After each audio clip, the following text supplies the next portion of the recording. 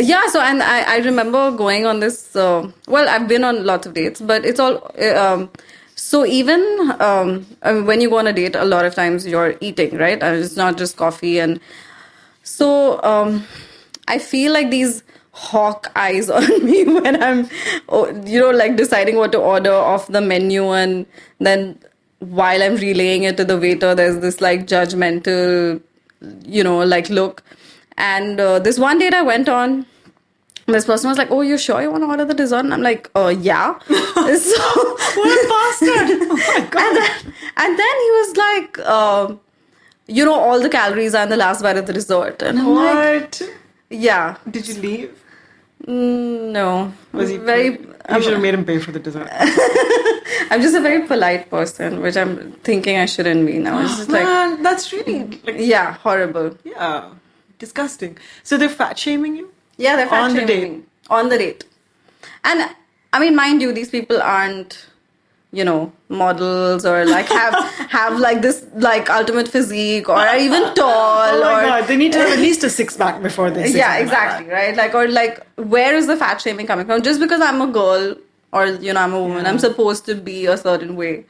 But it's okay. Like, men get away with this all the time. Because this is what we were talking about before. It's the narrative, right? Yeah. Like, you are supposed to be smaller than the man. Yes. So I've read up on this a lot and watched a lot of videos and, gone through the research.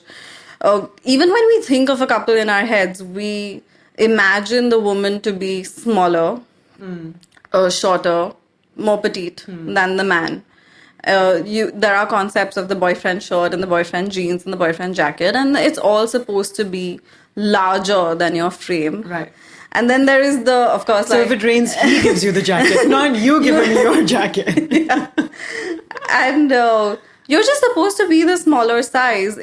All the mental images we have are of women being smaller than the men in every format. And if it is the other way, which we have very few examples of, then that is brought to attention as not being the norm. The norm is that men are supposed to be bigger than women. I think people need to look at Punjabi aunties in Delhi a little more.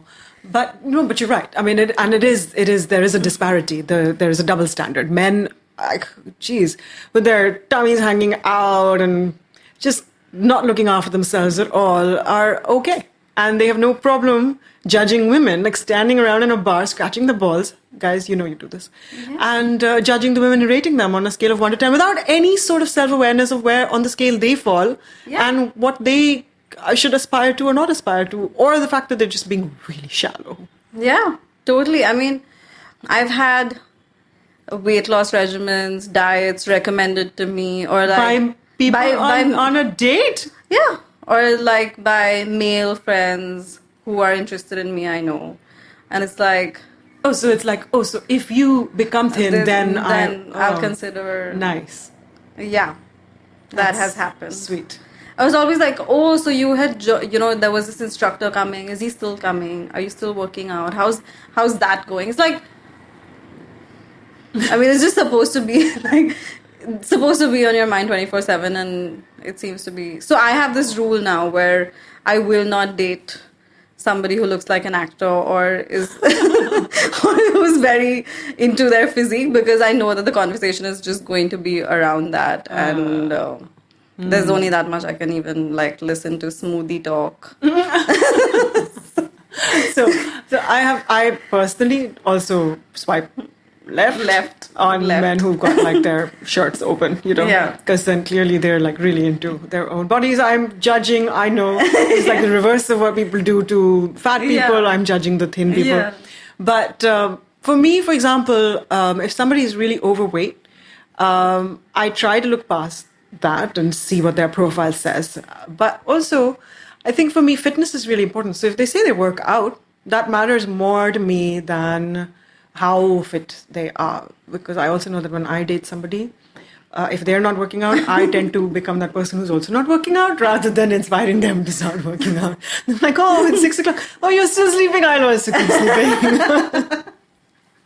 But, that's slightly different. Yeah, I think it has to be a healthy balance of, I was recently, kind of seeing someone who in all honesty, was like 1.5 sizes larger than I am.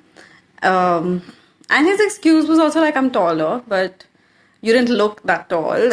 Or he didn't look that tall because of all the weight. And I would still get flack for... No. Yeah. From him. Yeah, from him. I would still get flack for him for like, you don't have enough stamina. It's like, yes, I've woken up at 6 a.m. and I'm out with you till 2 a.m. So I don't have stamina to like last all day. But I would still like, you should go for your class and you should do this and you should do that. No. Yeah. Wrong. All wrong. Flush. Exactly. Okay, so let us then move on to maybe helping our listeners navigate dating somebody who's not a size 0. So you've had these experiences. People have made you feel bad about yourself and some have not. So what are some tips that you can share with somebody who is looking or is starting to date? Let's imagine a scenario where they have a date lined up with somebody who is not a size 2, but is like 1/5 of Indian women. Yeah. And she's average or a little over average, maybe a little fat. And he himself is probably not a supermodel with an 8-pack. So what are some tips in how to just deal with somebody or to make this date a success? So I think like what has worked for me, because I've faced both criticism and appreciation for dressing despite my size or whatever. I think it's very, very important to not let your weight or your physical appearance become a marker of your identity. It's a part of your identity, but it's not all of you. There's a lot more to you, like what you do for work or who you are as a person. And the person on the date should also be aware of that and want to explore those other aspects. If you're on a date and I'm hoping both people want to get to know each other and what their interests are, so that in the long run, and I say this to my parents or like older people, older relatives. Like we know this, right? Bodies are going to change. If you're going to be with somebody for 20, 30 years, or even 5, 6 years, bodies are going to change. Our body is literally different at different points in the day and throughout our life. It's changing every day, right? So it is, it's not that big a deal. And I think like if you're comfortable in your body and if you're just happy and confident and love yourself for who you are, you'll want to work towards being fit, but also you won't be remembered as, like if you're uncomfortable in clothes and you're always adjusting and fidgeting, the other person senses that, picks up on that and will also become uncomfortable around you. But if you're completely okay with who you are and how what you're wearing. So I think all that is for some other podcast to take up. Exactly. How to become comfortable in your own skin. Oh, okay. But like tips. Yeah, but no. Oh, sorry. No. So we can't go there in the LSDcast, but definitely I think this is a valuable tip. Also, maybe just practically wear something you're comfortable in. So wear something that you're comfortable in, that you feel nice. Yeah, that you feel nice and that you feel good in. And what about the person who's sitting across you? Like, what should they be sensitive of saying or not saying? Even if they think something. Like, what are some things that... Yeah, like, please don't tell people what to eat on a date. Or, like, restrict... Nobody should do that anyway. Yeah. So don't restrict them or... And I think just saying something nice to somebody you're on a date with is anyway a good thing. Like, it will get you brownie points, right? So compliment... something. The other person, yeah. Even if it's the earrings. Or anything. Whatever, yeah. Just compliment the other person. That's a good habit for dating, period. Right. Both, I think. Don't tell them what to eat. Don't tell them they should exercise. Yeah. And don't probe about, what their daily regime is. Both men and women shouldn't. Don't compare your date in your head, and definitely don't say it out loud. Like, don't compare them to a celebrity or somebody who's, I don't know, hotter in the conventional sense or what? I'm pretty sure men and women both do this in their head, right? Like, oh, this person looks like this person, or But definitely don't say it out loud. Okay. That's a solid tip. Appreciate the person in front of you for who they are, not with whoever's in your head. Or their past photos, clearly. Their past photos. Yeah. We all know now, photographs are taken at angles, lights. Yeah. There's this girl I know who's actually quite overweight. She takes the best selfies on earth, man. I want to learn how to do that. Like this angling, and her chin looks really cute and everything. Yeah. I suck at selfies. But anyway, yeah. What else? What else can we tell our listeners that they should be careful about? Or yeah, but I also think it's important, like, if you're going on a date, take some effort to look nice. And for both men and women. I go on a lot of dates where it's like, oh, I've just come back from work, and so I don't want to wear, I don't even want to jeans now. I'd rather just wear shorts and slippers. We're not going to get to go to a nice place if you're in shorts and slippers. They're probably not going to allow you. So I'm not saying like wear a button-down shirt and a tie and a jacket and also Bombay weather, but just at least take some effort.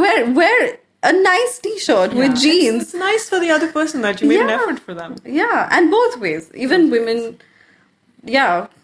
All right, so everybody, these are some of the ground realities of being single in India right now. Yeah. And eligible and hot and sexy, even if you're not conforming to whatever's in Photoshopped magazines. Right? Yeah. Right. Okay, so Dhruvi, we wish you luck. Thanks. Hopefully date number 66 will be the one. Let's hope so. Thank you so much for joining us. You're welcome. We'll see you again soon. Yes. Find the LSDcast online on Twitter and Facebook and on iTunes and the Google Play Store. And we are back. Wow, Rog, that was so interesting. Dhruvi, thank you so much for being on the show and putting so much light on so much that we discussed. Truly, and she really is so honest and warm about and matter of fact about everything. I really, really enjoyed speaking with her, and I hope you guys did as well.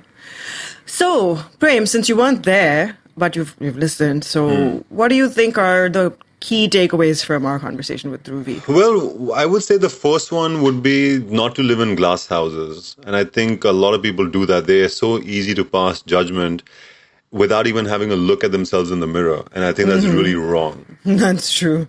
Exactly. And you see that happen everywhere. And I hate to say it, but it's definitely more men than women. Yeah, I've seen it. I've seen these guys like hanging around at a bar and rating women and with no sense of like self-assessment themselves.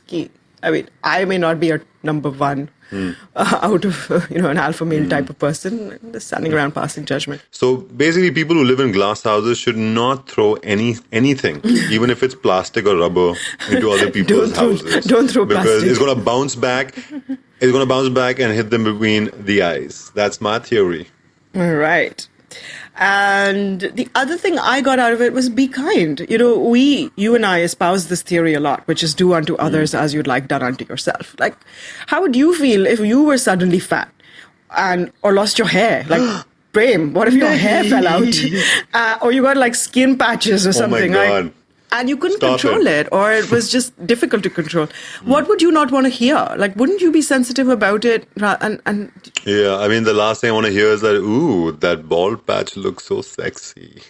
Yeah. Okay, there's no response from Rog. Okay, fine, I take that back. But that's one of the things I would never want to hear. Yeah, it's true, because I used to be very worried about losing hair. And, I saw others who were growing up who had receding hairlines and male pattern baldness. And it took a really big toll on them, because it does take a toll on your self-confidence. And one, should be very mindful about these things. Totally. I mean, it's not who you are. It's just part of who you are, or something you can't even control, right? In conclusion to what you're saying, I would say the third point would be look beyond just appearances. I mean, you're going to look at the other qualities and attributes that a person, brings with them. Everybody has their uniqueness and strengths, and one should be able to oversee something as shallow as, appearance. It has to be more weight. more weight. I see what you did there. But yeah, I think appearance is just one angle of stuff. And then I think finally there's this beautiful bumper sticker I used to see around in the US, which I think now has become like a motivational quote. But don't change how you look, but how you see. So basically, recalibrate your notions. Fat people aren't lazy. Fat people aren't like incapable of taking care of themselves. There might be circumstances beyond their control. Like, just look at the personality and appreciate what they've got. And I feel a lot of empathy for everybody out there who's struggling with some form of like inadequacy that's been thrust upon them, even if they don't want it, even if they don't feel like they are inadequate. And society just insists on treating people in this funny way. Anyway, yes. So okay, Rogue, you're going off on one of your social, cultural rants. So just back up the truck a little bit. Okay. But it was great to have Dhruvi on the show, and thank you so much for being part of LSDcast. Yes, and next week we've got a show about Prem. What are we talking about? Oh, right, breakups and how fast you can get over them or not. So basically, you have 1 week to get over this separation that you're going to have, and we'll be reunited. From us. Excellent. We'll catch you right here next week. A fresh episode drops every Sunday, and you should send us your questions, comments, concerns, any suggestions. Please write in. We are here at your service. Absolutely. It's LSDcast on all social media. Talk to you guys soon.